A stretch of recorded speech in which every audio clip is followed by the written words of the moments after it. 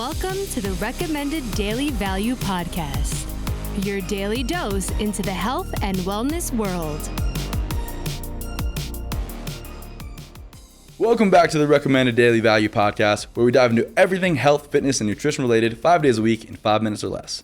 This podcast is brought to you by Umzu, and I'm your host, Tyler Woodward. Today, we're doing the last episode of the non-toxic new year. So a lot of you are probably going to want to kill me for this, but today we're talking about clothing. Clothing today is not what it used to be, and thanks to things like fast fashion, there's a significant increase in demand in materials like cotton.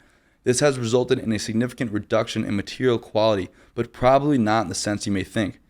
Textiles today are sadly filled with chemicals.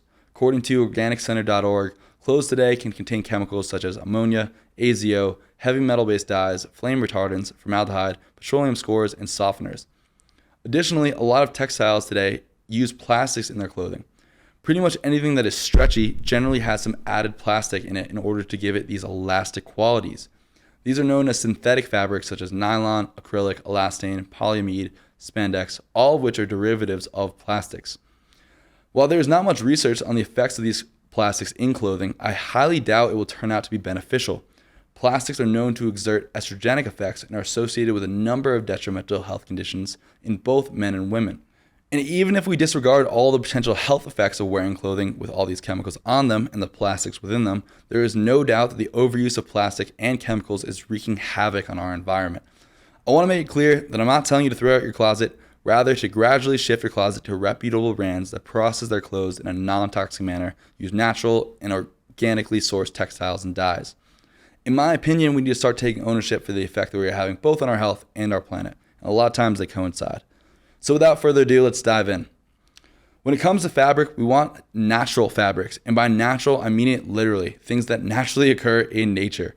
These include fabrics like cotton, denim, which is cotton, hemp, silk, wool, cashmere, leather, down, etc., all of which are directly sourced from plants or animals and have been around for thousands of years.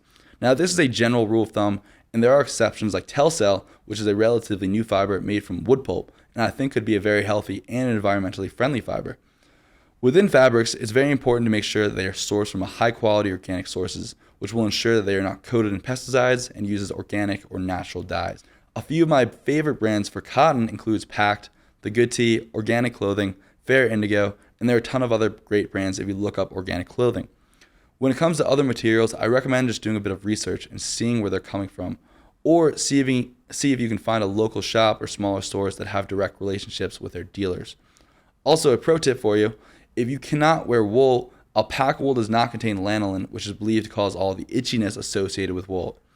Well, that's it for this episode, so I hope you guys found this interesting, and we'll start looking into wearing clothing brands that care both about you and the environment.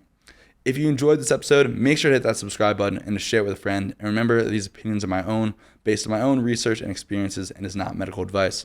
Till next time, be good.